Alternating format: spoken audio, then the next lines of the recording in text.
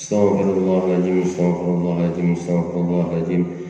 Allazi la ilaha illa huwal hayyul qayyum wa atubu ilaihi hadiyatil qabul wa muslimu ila hadrati sayyidina wa nabiyina wa habibina wa syafiina rasulullah sallallahu alaihi wasallam wa ashabihi wa azwajihi wa dzurriyyatihi khususan ila ruhil mudarrib al-Fatihah.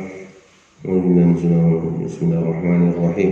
Alhamdulillahirrahmanirrahim. Maliki yaumiddin. Iyyaka na'budu wa iyyaka nasta'in. Shiratal mustaqim. Shiratal ladzina an'amta 'alaihim ghairil maghdubi 'alaihim waladdallin. Amin. Assalamualaikum warahmatullahi wabarakatuh. Alhamdulillahirabbil alamin. Wassalatu wassalamu ala sayyidina Muhammadin wa ala alihi wa sahbihi ajma'in. Amma ba'du. Qala Allah Ta'ala fil Qur'anil Karim. A'udzu billahi minasyaitonir rajim. Bismillahirrahmanirrahim. Innas salata kanat 'alal mu'minina kitaban mawquta. Qala an-nabiy sallallahu alaihi wasallam inna awwalal ma yanzuru fihi fi 'amali 'abdi yaumil qiyamah as-shalah. Akhiratil ayat. Pertama-tama marilah kita selalu memanjatkan puji syukur kita kepada Allah Subhanahu wa taala. Alhamdulillah, dalam kesempatan kita pada hari ini mudah-mudahan kita diberikan kesehatan oleh Allah Subhanahu wa taala. Dengan berkahnya kita pada hari ini kita semuanya disehatkan, dipanjangkan umur, dimurahkan rezeki yang halal, diselamatkan dunia dan akhirat. Yang terlupa pula salawat dan salam kita haturkan kepada keharibaan junjungan Nabi besar Muhammad sallallahu alaihi wasallam. Wa qala musannif rahimakumullah. Dari sebelum itu saya mengklarifikasi tentang pengertian daripada targhib wa tarhib yang pelajaran pertama itu. Memang pada dasarnya 11-12 ini targhib wa tarhib tentang mendekati sedikit yang namanya manusia al-Islam makhluk khata' nisyan. Manusia itu adalah kesalahan dan selalu dalam keadaan kesalahan dan kehilafan. Jadi di sini kami jelaskan kembali bahwa at-targhibu itu adalah berasal dari kata raghaba yang artinya suka, senang. Tarhib yaitu berasal dari kata rahaba, artinya takut. Jadi targhib di sini artinya anjuran melaksanakan ibadah puasa, anjuran melaksanakan ibadah sholat, anjuran ibadah haji dan lain sebagainya, bersedekah dan lain sebagainya. Ini adalah memotivasi kepada anak-anak kita, memotivasi kepada santri-santri kita untuk melaksanakan ibadah. Itu disebut dengan anjuran kita melaksanakan ibadah, itu disebut dengan targhib. Sedangkan tarhib ini adalah ancaman atau resiko yang kita hadapi kalau kita meninggalkan ibadah itu kayak apa, resikonya apa. Jadi ancaman itu namanya.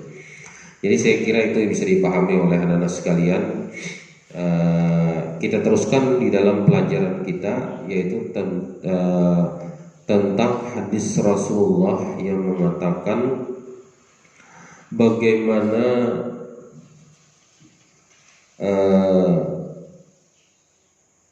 orang yang meremehkan sholat. Orang yang meremehkan sholat itu akan diberikan siksa sebanyak 15 macam. 6 macamnya di dunia, 3 macamnya nanti ketika kita akan mati, 3 macamnya ketika kita masuk di dalam liang kubur. Serta 3 macamnya ini akan lagi ketika bertemu dengan Allah Subhanahu wa taala di hari akhirat. Jadi kita bahas pada hari ini adalah tentang 6 macam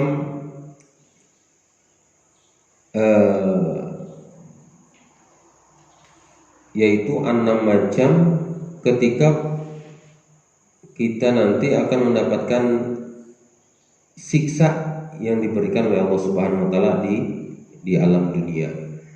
Jadi itu nanti kita seterusnya 3 macam nanti di dalam ketika kita mati. Mungkin akan kita kalau nanti waktunya tidak memungkinkan akan kita selesaikan 6 macam yang kita dapatkan di dunia.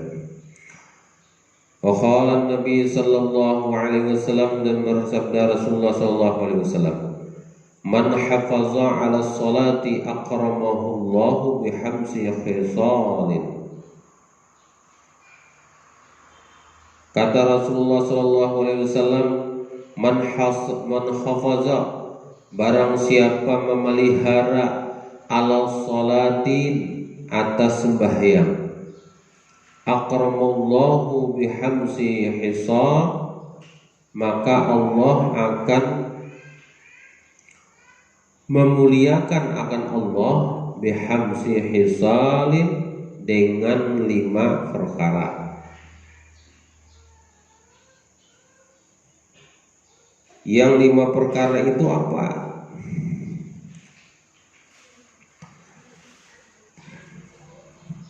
Kalau kita, kata Rasulullah, bisa memelihara, bisa melaksanakan terus menerus, itu memelihara namanya. Kalau bahasa kita itu memelihara itu kita menanam jawau lalu kita pelihara, kita menanam lombok lalu kita pelihara. Cara memeliharanya bagaimana? Lalu cara memeliharanya, tanaman itu kita pelihara dengan kita buangi rumput-rumput yang di sampingnya, kita pupuk, kita siram. Nah, itu namanya dipelihara. Hasil daripada memelihara binatang, memelihara tanaman, tumbuh-tumbuhan, hasilnya akan lebih memuaskan dibandingkan yang tidak terpelihara. Nah, jadi seperti itu. Jadi kalau kita memelihara ibadah sholat ini, akrahullahu bihamsin khisalin, kita akan dimuliakan oleh Allah Subhanahu wa taala 5 perkara. Apa yang 5 perkara tadi itu? Yarfa'u anhu diqan, mengangkat anhu daripada Allah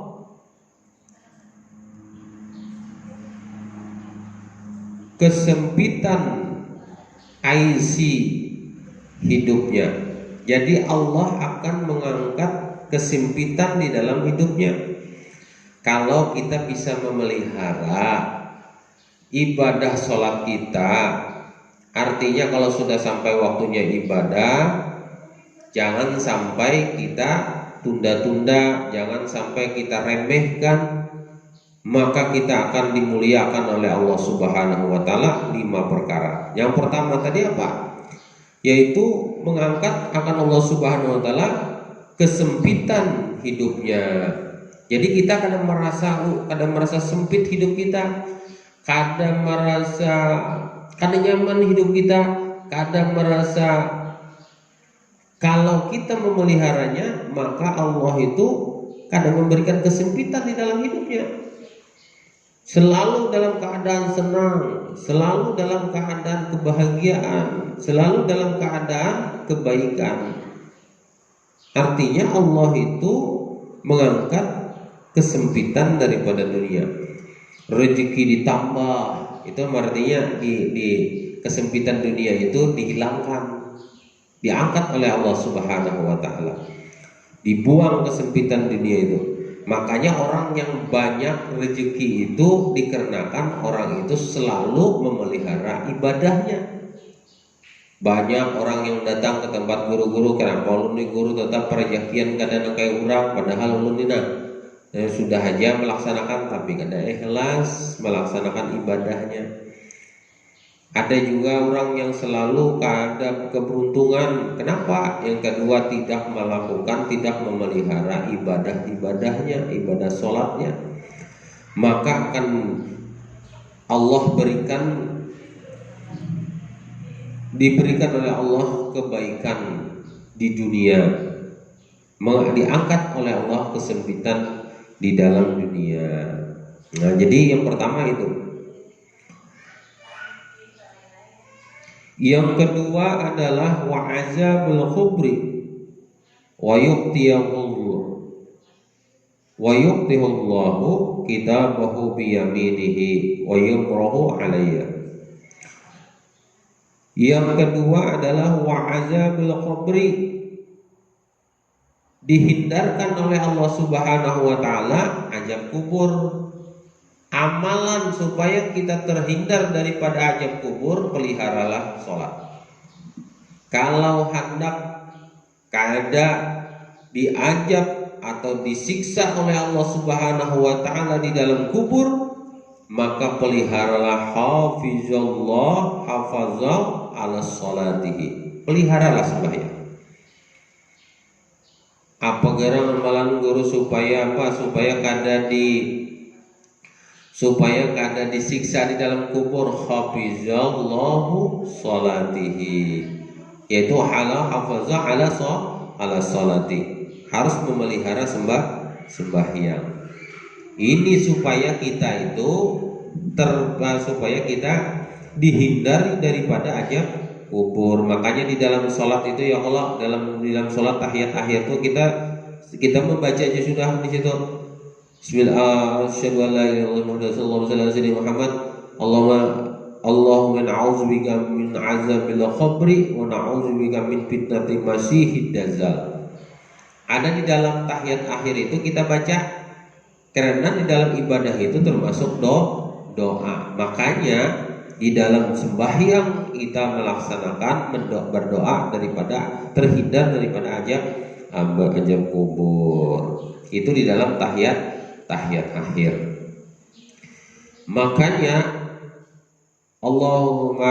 Makanya ada di sini asyhadu an la ilaha illallah asyhadu Muhammadar Rasulullah. Allahumma shalli ala sayyidina Muhammad wa ala sayyidina ala sayyidina Ibrahim wa ala Ibrahim fil alamin innaka Hamidum Majid. Allahumma qul ma qadamtu wa ma akhartu wa ma alantu bihi wa anta muqaddim wa akhir la ilaha illa anta subhanaka kuntu minaz zalimin. Itu adalah bacaan yang disunatkan oleh, jangan sampai itu ditinggalkan. Kalau ditinggalkan bacaan yang terakhir Allahumma inni a'udzubika min azabil qabri wa a'udzubika min fitnatil masiihid dajjal, itu kita tinggalkan pada waktu tahiyat akhir, maka sholat kita itu adalah makruh, artinya dibenci oleh Allah Subhanahu wa taala. Supaya jangan dibenci, maka dibaca itu. Ada hafal lagu dihafal supaya kita kada dibenci. Nah itu jangan sampai hidup ajibun majid. Nah, misalnya sampai situ aja, assalamualaikum warahmatullah, jangan, harus disampaikan sampai terakhir, sampai minta terhindar daripada azab kubur dan terhindar daripada bertemunya dengan Masiihid Dajjal. Nah, jadi seperti itu, jangan sampai kita bertemu dengan Dajjal. Jadi nauzubillah min zalik gitu. Jadi kita berdoa terus tuh di dalam tahiyat akhir kita. Yang ketiga adalah wa yu'tiyahullahu kitabuhu yaminihi, dan diberikan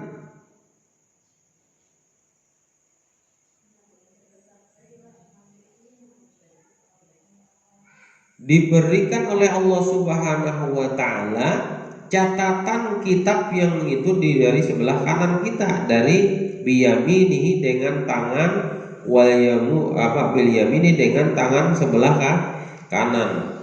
Jadi kalau kita kena di akhirat, kalau kita hafaza ala sholatihi, kita memelihara sembahyang kita, maka kita diberikan oleh Allah catatannya itu catatan dari sebelah kanan kita. Kalau catatan itu diberikan oleh Allah dari sebelah kanan kita, berarti kita ini selamat. Tapi kalau Allah memberikan catatan itu dari sebelah kiri, maka kita akan celaka. Kenapa jadi celaka? Karena kita kadang memelihara sembahyang. Nah, jadi itu. Jadi ada yang dikasih oleh Allah itu dari sebelah kanan, ada yang dikasih catatan hidup kita itu dari sebelah kiri. Kalau ini catatan kita ini dikasih Allah dari sebelah kanan, supaya kita selamat daripada azab di dalam api neraka. Makanya di situ disebutkan supaya kita terhindar daripada kesusahan di dunia maupun kesusahan di akhirat. Dalam artian kita membaca Rabbana atina fid dunya hasanah wa fil akhirati hasanah wa qina azabannar. Nah, jadi kita terhindar itu kebanyakannya itu doa dibaca itu pada waktu tahiyat, kita membaca sujud terakhir kita baca. Makanya sujud terakhir itu, ujar guru Bahari, itu ada 3 yang kita bacakan pada waktu sujud terakhir itu. Yang pertama adalah 7 kali kita baca ihdinas shiratal mustaqim. Yang kedua kita baca Allahumma ghfirli dzunubi wali walidayya 3 kali. Hanya dibaca yang terakhir adalah Rabbana atina fid dunya hasanah fil akhirati hasanah wa qina adzabannar. 3 kali kita bacakan. Nah, jadi kita supaya terhindar daripada ajab yang di dunia maupun ajab di akhir, terhindar daripada Rabbana atina fid dunya hasanah, kita terhindar kita diberikan kebaikan di dunia, wa fil akhirati hasanah wa qina adzabannar. Jadi kita terhindar daripada ajab yang pada akhir kehidupan kita nanti. Nah, jadi itulah doa atau permintaan kita pada waktu di dalam sujud terakhir kita bacakan itu. Sedangkan yang ketiga, yang keempat tadi, yang pertama adalah yarfa'u anhu diqa aisi. Yang kedua adalah wa'ja bil khabri. Yang ketiga adalah wa yu'tiyahu Allahu kitabahu wa yamini. Diberikan oleh Allah catatan amal kita dari sebelah kanan. Dan yang keempat adalah wa yamurru ala sirati kal barqi. Nah, seperti itu. Makanya ihdinas shiratal mustaqim kita baca pada waktu akhir, pada waktu sujud terakhir 7 kali tadi itu. Supaya apa? Supaya kita wa yamurru ala sirati kal barqi. Kalau kita memelihara sembahyang kita, maka kita berjalan di atas shiratal mustaqim itu kal barqi, seperti borak, bukan seperti borak, seperti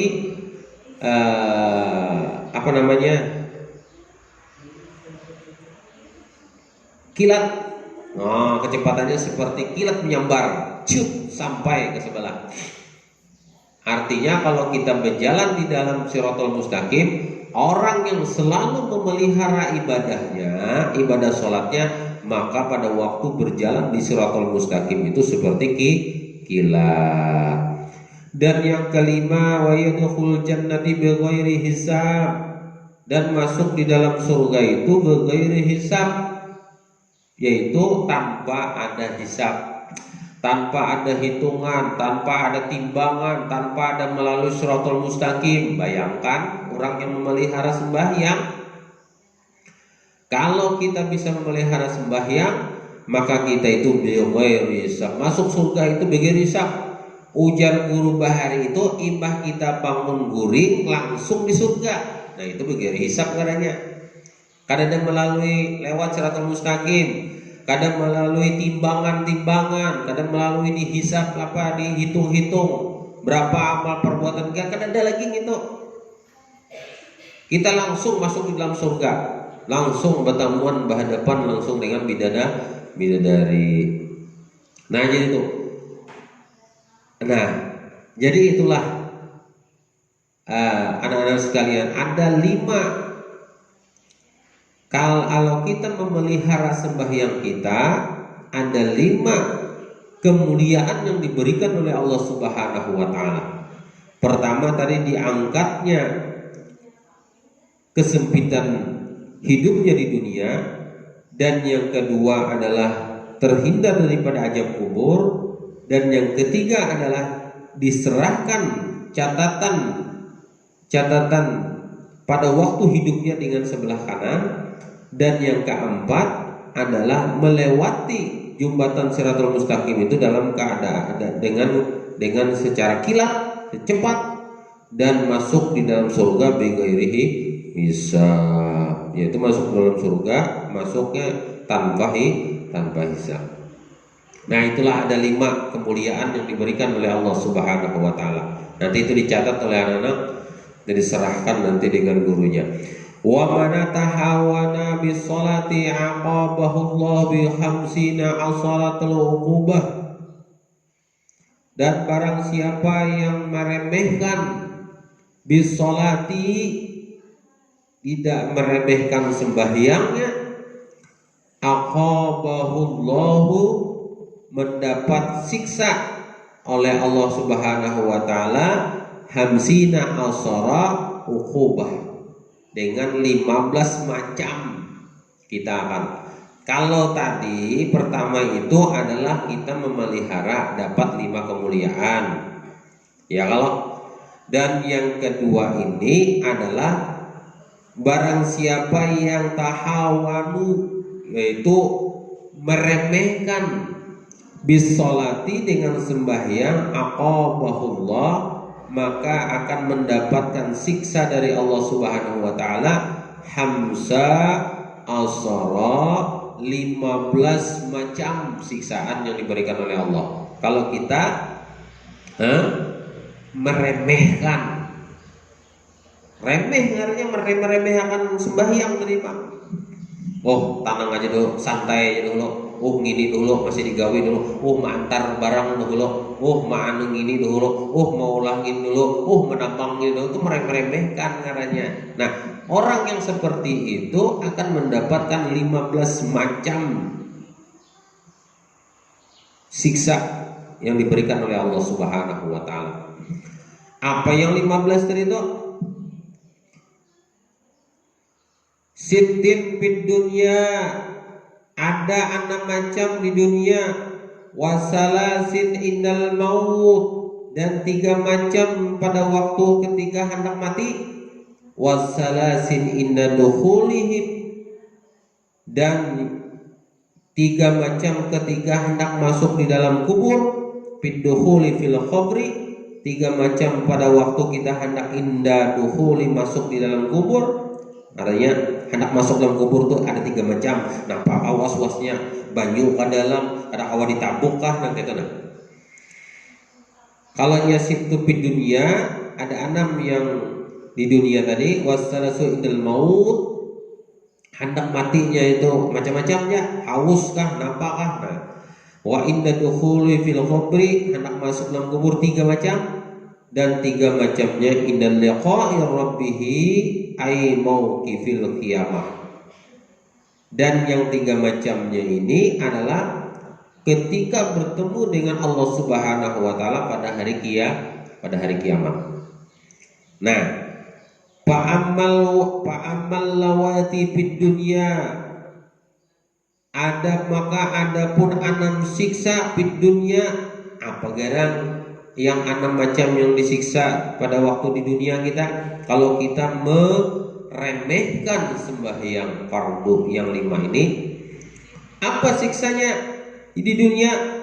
Fa'awalu, yang pertama, tunja'u al-barakatu min umurihi, lenyapnya berkah di dunia. Lematnya berkah min umurihi, daripada umurnya. Jadi kita akan mendapatkan lenyap berkah umur. Umur kita ini kadang berberkah, kayak apa? Bang kadang berkah hilang, lenyap. Kalau orang tuh meremehkan di dunia ini, nah pada waktu di dunia umur kita ini kadang berkah. Kayak apa kira umurnya kadang berkah itu? Artinya kadang ada isinya lalu umur tadi itu. Misalnya adalah si utuh ini berumur 15 tahun, sedangkan kainya utuh berumur 70 tahun. Dan umur yang 70 tahun itu kan ada berkahnya lalu dibandingkan dengan umurnya utuh 15 tahun. Nah kayak sama kehidupannya itu dengan si utuh ini. Padahal umur utuh 15 tahun aja. Sedangkan yang 70 tahun tadi itu kan ada berkah lalu. Kenapa bang berkahnya? Kan ada berkah. Hidup tuh nah kadang-kadang tampuh, kadang berkah dari itu bang. Kadang-kadang berjalan kayak orang kayak babaju kada, berselawar pendek dan lain sebagainya, udah berkah umur. Karena ada berkah. Orang anak mendatangi kadang-kadang 7 orang mendatangi umur kada berkah. Orang meti sidin aja kada yang istilah kasih sayang tuh kada ada, rasa kasihan tuh kada ada, karena berkah di dalam hidupnya. Dilihat orang akan aja biasa-biasa aja, orang melihat sidin tadi itu biasa-biasa aja, berkah umurnya kan ada, sampainya 100 tahun kan ada berkah umurnya. Kalau utuh tadi itu biar 15 tahun selalu diambil orang, dipanggil orang, dimintakan orang doa dan lain sebagainya, didatangi orang, ada berkah dalam hidupnya.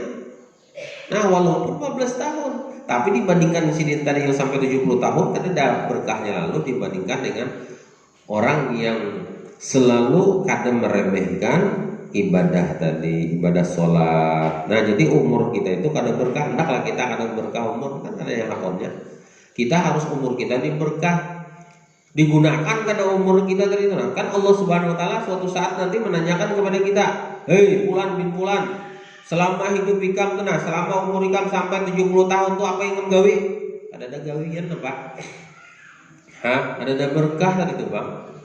Ada mendapat rezeki yang berkah tuh, ada umur yang berkah, ada kesehatan yang berkah tuh ada lalu. Karena selalu meremehkan sholat.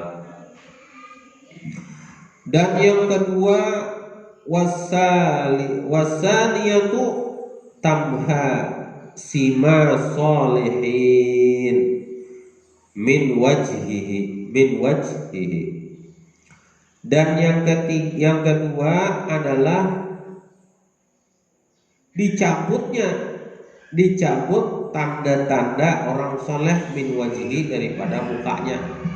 Di wajahnya ini dicabut Allah. Tanda-tanda orang soleh itu kan ada.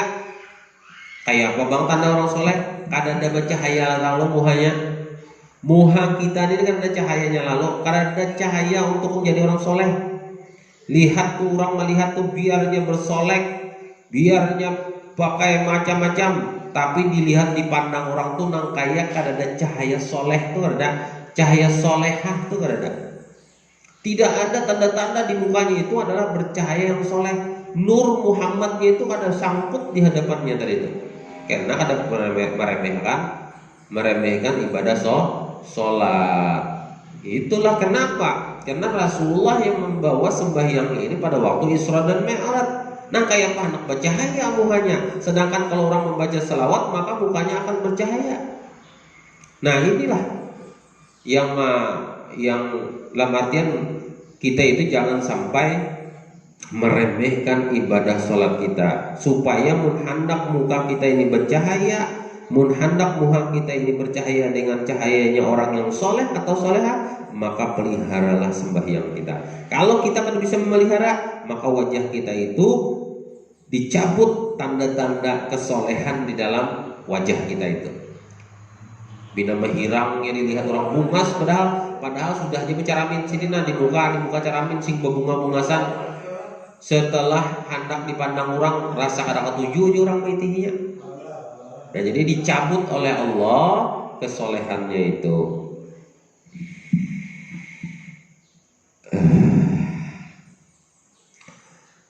Dan yang seterusnya ya wasali satu, dan yang ketiga kullu amalin ya'maluhu la yu'ajiruhu Allahu alaihi. Dan yang ketiga, tiap-tiap amal dikerjakan tidak diberi pahala oleh Allah Subhanahu wa taala. Kalau kita selalu meremehkan sembahyang fardu 5 waktu itu. Nah, ini yang agak sedikit yang liwar nih.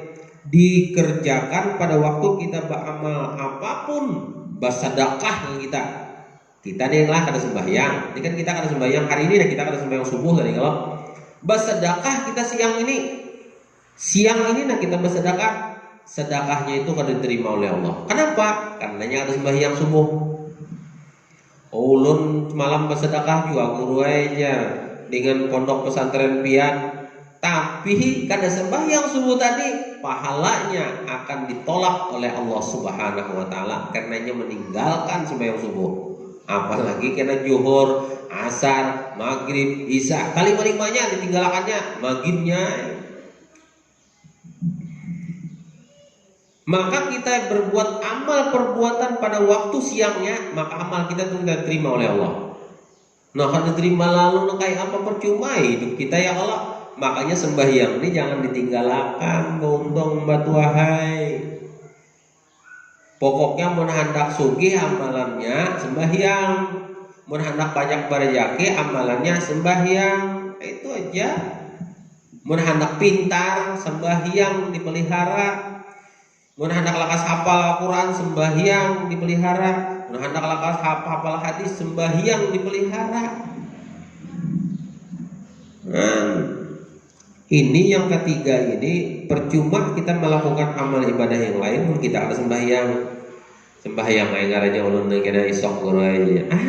Lalu kita bersedekah lalu diterima oleh Allah Subhanahu wa taala. Dan yang keempat warabi'atu, dan yang keempat la yurfa'u lahu du'a ila sama. Tidak diangkat oleh Allah Subhanahu wa taala doanya ke langit. Kayak apa nak kabul? Tuhuk ulun gurenya berdoa, sudah tuhuk banar ulun berdoa, tapi tetap saja kada dikabulkan oleh Allah Subhanahu wa taala. Kenapa? Karena melalaikan ibadah. Ulun dina kada kabul, terus ulun kadang-kadang apa-apa aja kada bisa kabul doa. Kada bisa diangkat oleh Allah Subhanahu wa taala doa kita itu karena kita melalaikan ibadah sholat. Yang kelima laisa lahu khutun wa hamsatu laisa lahu hazzun bid du'a'i sholihin. Nauzubillah yang kelima adalah tidak lahu baginya orang yang melalaikan, itulah kita mengartikan itu.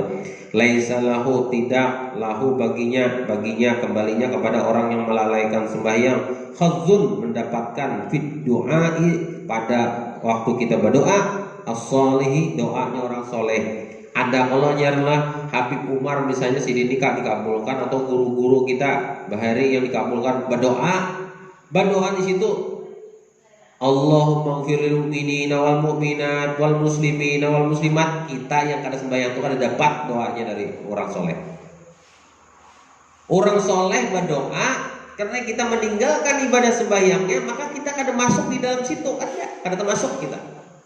Ini sudah pandaran Rasulullah. Makanya di sini laisa lahu khazzun fi du'a'is soleh. Kita akan mendapatkan doa orang soleh. Orang soleh inilah tamu kita pinggir jalan, guru doakan anak ulun lah, amin ya guru doa. Dapat kita di situ. Kenapa? Kita harus sembahyang. Titik. Nah gitu aja ya Allah. Guru bapak dah bahari itu, ayo hananga yang penting sembahyang nikah kayak apa kan penting sembahyang gawi sambil menuntut ilmu membujuri kayak apa sembahyang kita bagus. Kayak itu orang wasadisatu dan yang wasadisahu dan yang keenam yang kejahawin takhruju ruhu bi ghairil iman na'udzubillah min zalik. Keluarnya ruh kita itu dengan keadaan tidak beriman. Na'udzubillah min zalik. Keluar ruh kita tuh mati dalam keadaan su'ul khotimah, bukan husnul khotimah. Na'udzubillah min zalik. Jadi kita hindarilah anak-anakku sekalian, santriwan dan santriwati Pondok Pesantren Sembilan Rasa dan teman-teman yang ada di Mintin, semuanya yang ada di Pulang Pisau, di Kuala Kapuas, seluruh murid-murid tulun berataan jangan sampai meninggalkan ibadah sholat. Amun hendak hidup kita tuh berkah kan jangan sampai ditinggalkan sholat. Itu saja yang dapat ulun sampaikan. Mohon maaf atas segalanya. Wa'afu minkum. Assalamualaikum warahmatullahi wabarakatuh. Al-Fatihah. Bismillahirrahmanirrahim. Alhamdulillahirabbil alamin arrahmanir rahim maliki yaumiddin. Iyyaka na'budu wa iyyaka nasta'in. Shiratal mustaqim. Shiratal ladzina an'amta 'alaihim ghairil maghdubi 'alaihim waladdallin. Bismillahirrahmanirrahim. Alhamdulillahirabbil alamin. Wassalatu wassalamu ala sayyidina Muhammad wa ala alihi washabbihi amin. Allahumma zahir sanatan qulubukum muzibina qulubana min nifaqi a'malna riya wa sallallahu alaihi wa innaka ta'lamu kha'inatu ma fi sudur. Allahumma inna bil 'ilmi wa zidni bil 'ilmi wa karim taquna jamil bil 'afiyah. Sallallahu alaihi wasallam Muhammad wa ala alihi washabbihi wasallam. Akhirin alhamdulillahirabbil alamin. Ampun maaf, minta ridha dunia dan akhirat.